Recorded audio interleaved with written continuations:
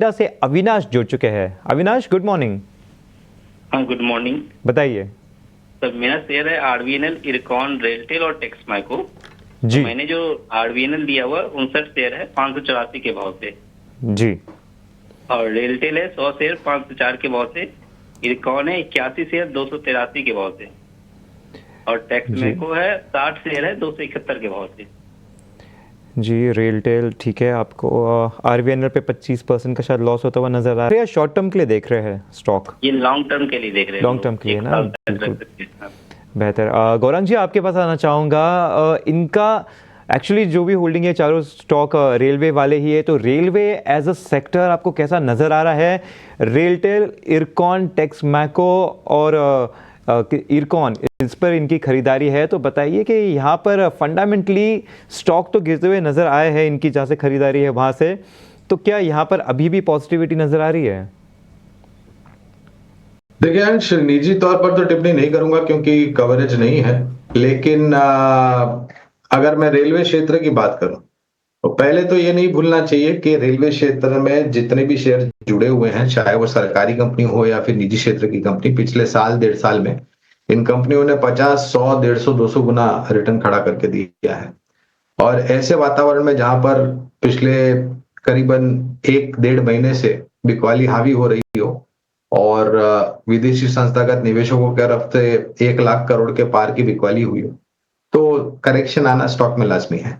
लेकिन जहां तक क्षेत्र का सवाल है, यानी कि भारतीय रेल से जुड़ी हुई कंपनी, तो बहुत सारा परिवर्तन हो रहा था, हो रहा है और आने वाले भविष्य में होगा। खास करके जो मुद्दा है लास्ट माइल कनेक्टिविटी का, वो सरकार के तरफ से कदम उठाए जा रहे हैं कि उसका कैसे निवारण लेके आए। और रेलवे स्टेशन का आधुनिकीकरण, तेज गति वाली ट्रेन, ज्यादा train, Vande Bharat train, bullet train आने वाले भविष्य में मुंबई, अहमदाबाद, मुंबई पर चलेगी। तो परिवर्तन बहुत हो रहा है। दिक्कत यह है कि ये शेयर चले थे और क्योंकि इतने चले थे तो करेक्शन कुछ ज्यादा आ गया है इसमें। बिल्कुल, तो एक फंडामेंटल ओवरव्यू आपको दे दिया गया है। लेकिन अक्षय जी, आपसे भी जुड़ना चाहूँगा। एक्चुअली अगर आप लेवल्स दे दें यहाँ पर, आरवीएनएल पर इनकी खरीदारी है 584 के भाव से, वहाँ से देखें तो स्टॉक गिरता हुआ नज़र आ रहा है, 432 पर आ चुका है। रेलटेल देखें तो वहाँ पे 504 से इनकी खरीदारी है, वो भी 400 के नीचे फिसल चुका है। इरकॉन देखें तो 283 पर इनकी खरीदारी है, वो भी 200 के नीचे ट्रेड कर रहा है। टेक्स मैको भी देखे तो इनकी खरीदारी कुछ 271 से है, ये भी 200 के आसपास ट्रेड कर रहा है। तो अगर आप क्विकली थोड़े कोई स्टॉप लॉसेस और थोड़ा अगर टारगेट बता सके इन पर। देखिए, अगर शॉर्ट टर्म या 1-2 महीने का भी आप व्यू रखते हैं तो अभी भी बहुत सारे जो भी रेल काउंटर्स है सबके व्यू आपको नेगेटिव ही दिखेंगे। तो छोटे स्टॉप लॉसेस से आप वर्क करेंगे तो स्टॉप ट्रिगर होने का डर है। तो लेवल्स में बता देता हूँ, फिर भी रेजिस्टेंस है आरवीएनएल का करीबन 500 का, और मेरा अनुमान है कि शायद स्टॉक 350 की ओर जा रहा है, तो 350 एक सपोर्ट जोन बन सकता है। तो एक वीक प्राइस स्ट्रक्चर है। इरकॉन की बात करें तो इरकॉन का जो करंट मार्केट प्राइस है, इसमें चांसेस ज्यादा है कि 225 का एक रेजिस्टेंस के बाद स्टॉक 140 की ओर जा रहा है, तो यहाँ भी काफी नेगेटिविटी मुझे दिख रहा है। और रेलटेल की अगर बात करें तो मेरे हिसाब से इसमें भी 300 तक जाने का डाउनसाइड गुंजाइश है।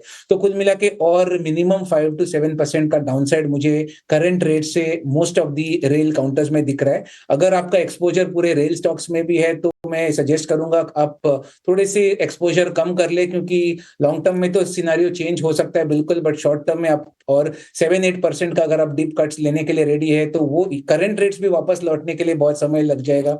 तो वो हिसाब से मैं सजेस्ट करूंगा आप थोड़ा सा अपना पोजीशनिंग रेल काउंटर्स में, since you are expose to all the 4 counters, थोड़ा कम कर लीजिए। आगे बढ़ते हैं और YouTube से कुछ सवाल ले लेते हैं। यहाँ पे काफ़ी सवाल आ रहे हैं। अक्षय जी, आपके पास आना चाहूँगा इस सवाल के लिए। दीपक जी का सवाल है एक्सिस बैंक पर, इनकी खरीदारी है 1225 रुपीज़ से। अभी देखें तो स्टॉक वहाँ से नीचे के तरफ ट्रेड कर रहा है, कुछ 5 से 6% की गिरावट के साथ ट्रेड कर रहा है। अगर यहाँ पे हम स्टॉक को चार्ट पे भी देखें तो काफ़ी लंबे टाइम से 200 डीएमए पर टिका रहा है एक्चुअली। 2023 से भी पहले के अगर देखें तो तब से ही ऑलमोस्ट 2 साल हो गए तब से ये 200 डीएमए पे काफ़ी अच्छा टिका हुआ है। रिसेंटली भी कुछ 1 महीने से उसके ही आसपास ट्रेड करता हुआ नज़र आ रहा है। तो क्या लगता है यहाँ पे थोड़ा सपोर्ट लेने के चांसेस है? साथ ही साथ एक स्टॉप लॉस भी बता दीजिए। गुड मॉर्निंग अंश। एक्सिस बैंक 5 हफ्ते हो चुके हैं। एक दबाव बिल्कुल 1200 के स्तर पे बार बार बनता हुआ दिख रहा है। प्राइस स्ट्रक्चर अभी भी रेंज में है। अगर आप वीकली प्राइस स्ट्रक्चर में देखें, जैसे आपने सही कहा, काफी मूविंग एवरेजेस के कन्वर्जेंस पॉइंट है। टेक्निकली 1100 कहीं ना कहीं एक बहुत ही इंपॉर्टेंट सपोर्ट है, क्योंकि अगर आप पिछले 3 महीने का एक्शन देखें, हमेशा कहीं ना कहीं 1100 से 1120 के स्तर से स्टॉक में थोड़ी सी बढ़त देखने को मिल रही है। तो कुछ भी बाइंग पोजीशंस अगर आपने बनाई है, आपका नजरिया 2 से 3 महीने का है, तो आपको 1100 के नीचे एक स्टॉप लॉस बना के होल्ड करना बहुत ही अनिवार्य है, क्योंकि अगर by chance current market conditions में 1100 ब्रेक करेगा तो फिर 1000 या 950 तक स्टॉक नीचे जाने का डर बना रहेगा। तो आप होल्ड कीजिए, अभी तक कोई डर वाली बात है नहीं। 1100 के नीचे स्टॉप रहेगा। अगर कुछ भी मोमेंटम पिकअप होना है स्टॉक में तो 1220 ये लेवल ब्रेक होते हुए मोमेंटम पिकअप हो जाएगा। फिलहाल एक न्यूट्रल जोन में है, नो ट्रेडिंग जोन में है, स्टॉप लॉस रख के होल्ड करने की राय रहेगी। चलिए यूट्यूब से कुछ सवाल ले लेते हैं, वहाँ पर भी काफ़ी सवाल आ रहे हैं और गौरंग जी आपके पास आना चाहूँगा इस सवाल के लिए। सवाल अभिषेक जी का है, इंडसइंड बैंक पर 405 शेयर होल्ड कर रहे हैं, ये कुछ 1415 लेवल से। अब यहाँ से देखें तो स्टॉक कुछ 25% गिरता हुआ नज़र आ रहा है। 25% का इन्हें ऑलरेडी लॉस हो रहा है। स्टॉक जहां पर अब ट्रेड कर रहा है वो भी कुछ 52 वीक लो का ही लेवल है।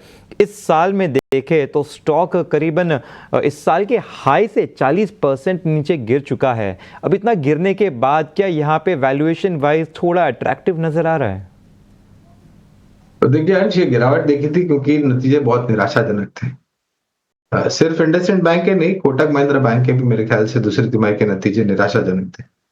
और पूरे मार्केट में जब कोई निजी क्षेत्र की बैंक, खास करके कोटक बैंक या फिर इंडसइंड बैंक, फिर बुरे नतीजे लेकर करती है या उम्मीद से निराशाजनक नतीजे लेके आते हैं, तो ऐसी परिस्थिति में करेक्शन थोड़ा बहुत ज्यादा होना लाजमी है। अगर लंबी अवधि का नजरिया है तो इस स्तर के आसपास, क्योंकि हमें लग रहा है कि अब 1055 के आसपास मेरे ख्याल से मौजूदा स्तर है इंडसइंड बैंक का, इस स्तर से नीचे की तरफ गिरावट सीमित लगती है।